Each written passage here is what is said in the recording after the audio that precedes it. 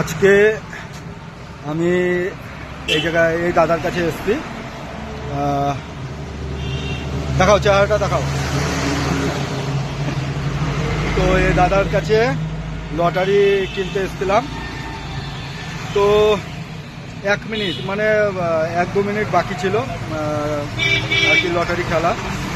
তো এখানে এসে আমি 5 টেম 10 টেম চেয়েছিলাম, তো পেলাম না। তাই একটা 50 টেম দেখেছিলাম এই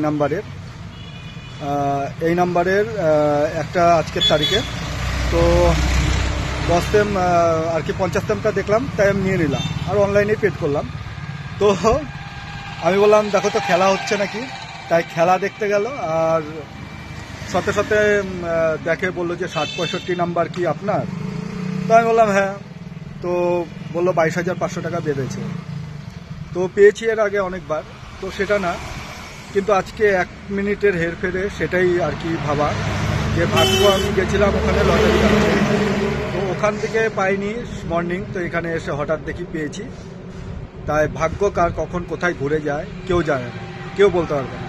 এই যে লটারি ইয়ার 50 তে।